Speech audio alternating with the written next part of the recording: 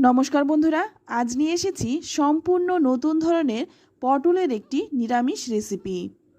পটলের যখন অনেক রেসিপি আমরা ট্রাই করে ফেলি, তখন কিন্তু আমরা একটু অন্য ধরনের রেসিপি খুঁজে বেড়াই। তো সেই জন্য আজ আমি নিয়ে এসেছি সম্পূর্ণ নতুন পদ্ধতিতে বানানো পটলের একটি নিরামিষ রেসিপি। আর এটা কিন্তু আপনারা গরম ভাত, রুটি, পোলাও, ফ্রাইড রাইস সব কিছুর সঙ্গে সার্ভ করতে পারেন। খেতে দুর্দান্ত হয়। তাই এই গরমে পটল থাকতে থাকতে একবার এই রেসিপিটি ট্রাই করুন। আশা করছি আপনাদের ভীষণ ভালো লাগবে। তাহলে চলুন দেখে নেওয়া যাক। প্রথমেই এখানে নিয়েছি পটলগুলো কিন্তু আমি ভালোভাবে পরিষ্কার করে ধুয়ে নিয়েছি। তারপর পাতলা খোসাটা ছাড়িয়ে এবার একটু একটু করে পটলের মোটাভাবে খোসাটা ছাড়িয়ে নিচ্ছি। তো এইভাবে কিন্তু সমস্ত পটলের খোসাগুলো আমি ছাড়িয়ে নিলাম। এবার এই পটলের গায়ে একটু কাট লাগিয়ে নেব, যাতে করে পটলের মধ্যে মশলাগুলো খুব ভালোভাবে ঢুকে যায়। আর এইভাবে যদি একটু কেটে নেওয়া হয় তাহলে কিন্তু মশলাগুলো খুব ভালোভাবে পটলের মধ্যে ঢুকে যেতে পারবে। তো এই একই রকমভাবে সবগুলো পটলের কিন্তু কাট লাগিয়ে নিয়েছি। তো দেখুন সবগুলো পটলের কিন্তু কাটা হয়ে গেছে। এবার আমি একটা মশলা বানিয়ে নেব। সেই জন্য এখানে গ্যাসের উপরে নিয়ে নিলাম একটা জালি, আর এটার মধ্যে দিয়ে দিচ্ছি এক টুকরো আদা, দিয়ে দিচ্ছি 3টে কাঁচা লঙ্কা আর একটা শুকনো লঙ্কা। এবার একটা মিডিয়াম সাইজের টমেটো দিয়ে দিলাম। তারপর গ্যাসটা অন করে দেব। এবার এগুলোকে একটু ভালোভাবে পুড়িয়ে নেব। আর শুকনো লঙ্কা কিন্তু খুব তাড়াতাড়ি পুড়ে যায়, তাই শুকনো লঙ্কাটাকে আমি একটু পুড়িয়ে তুলে নেব। লঙ্কাটা পুড়ে তুলে নিলাম। এবার এই আদা আর টমেটোটাকে ভালো করে একটু পুড়িয়ে নেব। তো আদাটা একটু উল্টে দেওয়ার জন্য একটা কাঁটা চামচের সাহায্যে আমি এই আদাটাকে উল্টে পাল্টে একটু ভালোভাবে পুড়ে নেব। টমেটোটাকেও একইভাবে কাঁটা চামচ দিয়ে আমি উল্টে পাল্টে একটু পুড়িয়ে নিচ্ছি। কাঁচা লঙ্কা কিন্তু ওই তাপেই ভালোভাবে পুড়ে যাবে। তো দেখুন টমেটোটা আর আদাটাকে খুব ভালোভাবে পুড়িয়ে তুলে নিলাম। তো এখানে আমি কিন্তু টমেটো আর আদার খোসাটা ছাড়িয়ে নিয়েছি। তো এটা ঠান্ডা হয়ে যাওয়ার পর নিয়ে নিলাম একটা মিক্সিং জার। এবার এটাকে খুব ভালো করে বেটে নেব। তো অপরদিকে কড়াই গরম করে নিয়ে এর মধ্যে দিয়ে দিলাম 2 চামচ সর্ষের তেল। তেলটাকে খুব ভালো করে গরম করে নেব। আর এই দিকে দেখুন মশলাটাকে কিন্তু খুব ভালোভাবে বেটে নিয়েছি।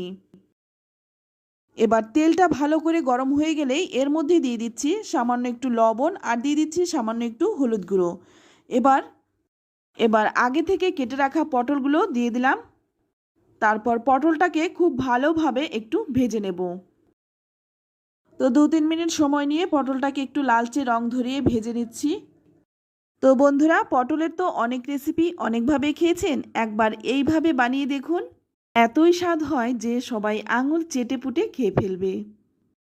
পটলটা ভেজে তুলে নেওয়ার পর এবার ওই বাদবাকি তেলের মধ্যেই ফোড়নে দিয়ে দিচ্ছি একটা তেজপাতা ছিঁড়ে, আর দিয়ে দিচ্ছি 2টো এলাচ, 2 টুকরো দারচিনি, সামান্য একটু গোটা জিরে। এবার ফোড়নটাকে একটু ভেজে নিয়ে ফোড়নের থেকে যখন মিষ্টি গন্ধ বেরোবে তখন এর মধ্যে দিয়ে দেব বেটে রাখা মশলাটা। মশলার জারটা ধুয়ে সামান্য একটু জলও দিয়ে দিলাম। এবার এই জলটা শুকনো পর্যন্ত মশলাটাকে খুব ভালো করে কষিয়ে নিতে হবে, যাতে মশলা থেকে তেল বেরিয়ে আসে। তো দেখুন 2-3 মিনিট সময় নিয়ে মশলাটাকে খুব ভালো করে কষিয়ে নিয়েছি, আর মশলা থেকে কিন্তু তেলও ছেড়ে দিয়েছে। এবার এর মধ্যে দিয়ে দিচ্ছি 1 চামচ ফ্যাটানো টক দই, দিয়ে দিচ্ছি সামান্য একটু হলুদ গুঁড়ো, আর 1 চামচ দিয়ে দিচ্ছি ভাজা জিরের গুঁড়ো, স্বাদ মতো লবণ, আর দিয়ে দিচ্ছি স্বাদটা ব্যালেন্সের জন্য সামান্য একটু চিনি। এবার এই সমস্ত কিছু দিয়ে খুব ভালো করে একটু কষিয়ে নেব। তবে এই সময় কিন্তু গ্যাসের আঁচটা লো টু মিডিয়ামে রাখবেন। 2 মিনিট ভালো করে কষিয়ে নেওয়ার পর এর মধ্যে দিয়ে দেব ভেজে রাখা পটলগুলো। পটলটা দিয়ে ভালো করে মশলার সাথে মিশিয়ে নেব। তো বন্ধুরা, আমার এই রেসিপিটি আপনাদের কেমন লাগছে অবশ্যই কমেন্টে জানাবেন। যদি ভালো লাগে আমার এই ছোট্ট চ্যানেলটিকে সাবস্ক্রাইব করবেন, আর একটা লাইক করতে কিন্তু ভুলবেন না। তো সামান্য একটু জল দিয়ে দিলাম যাতে মশলাটা খুব ভালো করে কষানো যায় আর পটলের সাথে খুব ভালোভাবে মিশে যায়। তো ভালো করে নেড়েচেড়ে মিশিয়ে নিয়ে এবার একটা ঢাকা দিয়ে 2 মিনিট রেখে দেব। এখানে আমি একটা স্পেশাল জিনিস দেব। সেটা কি? সেটা হলো এইখানে আমি নিয়েছি 3 টুকরো পনির। আর এর পরিবর্তে কিন্তু আপনারা ঘরে কাটা ছানাটাও নিতে পারেন। এবার এই পনিরটাকে হাত দিয়ে একটু ভেঙে দেব।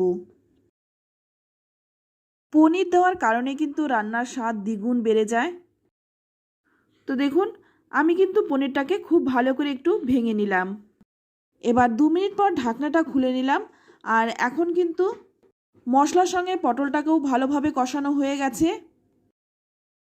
এবার একটু নেড়েচেড়ে নিয়ে এর মধ্যে দিয়ে দেব ভেঙে রাখা পনিরটা। তো সম্পূর্ণ পনিরটাই দিয়ে দিলাম। পনিরটা দিয়ে আবারও কিন্তু 2 মিনিট ভালোভাবে কষিয়ে নেব। তো বন্ধুরা এইভাবে পটল রান্না করলে যারা পটল খেতে অপছন্দ করে কিংবা পটল একদমই খেতে চায় না তারাও কিন্তু আঙুল চেটে খাবে। তো একটু নেড়েচেড়ে নিয়ে তারপর একটা ঢাকা দিয়ে 2 মিনিট রেখে দেব।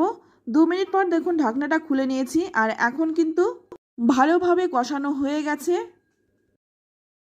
এবার একটু নেড়েচেড়ে মিশিয়ে নিয়ে তারপর এর মধ্যে দিয়ে দিচ্ছি গরম জল। জলটা দিয়ে পটলের সাথে খুব ভালো করে মিশিয়ে নেব।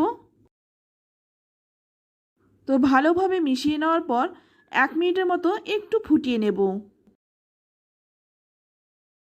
তারপর গ্যাসের আঁচটা একদম কমিয়ে দিয়ে 1 মিনিট ঢেকে রাখবো। ঢাকনা খুলে একটু নেড়েচেড়ে দেব যতক্ষণ না গা মাখা হচ্ছে। তো দেখুন একদম কিন্তু গা মাখা হয়ে গেছে। এবার নামানোর আগে দিয়ে দিচ্ছি 1 চামচ ঘি। যেহেতু এটা নিরামিষ রান্না তাই 1 চামচ ঘি দিলে কিন্তু এর স্বাদ আরও দ্বিগুণ বেড়ে যাবে।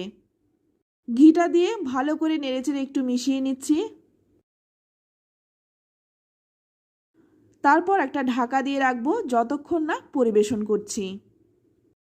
তো বন্ধুরা একটু পরিবেশন করে দেখিয়ে দিচ্ছি। দেখুন কতটা সুন্দর হয়েছে, খেতেও কিন্তু দুর্দান্ত হয়। আর এটা কিন্তু যে কোনো কিছুর সাথে সার্ভ করতে পারেন। যারা নিরামিষ খেতে পছন্দ করেন তাদের তো ভীষণ ভালো লাগবে। আর যারা পটল খেতে পছন্দ করে না তাদের এইভাবে একবার বানিয়ে দিন, খেয়ে কিন্তু তারাও আঙুল চাটবে। তো রেসিপিটি কেমন লাগলো অবশ্যই কমেন্টে জানাবেন। ভালো লাগলে লাইক কমেন্ট শেয়ার করবেন। আর আপনি যদি আমার চ্যানেলে নতুন হয়ে থাকেন চ্যানেলটা সাবস্ক্রাইব করে নেওয়ার অনুরোধ রইল। আজ এই পর্যন্তই। সকলেই ভালো থাকবেন, সুস্থ থাকবেন। ধন্যবাদ।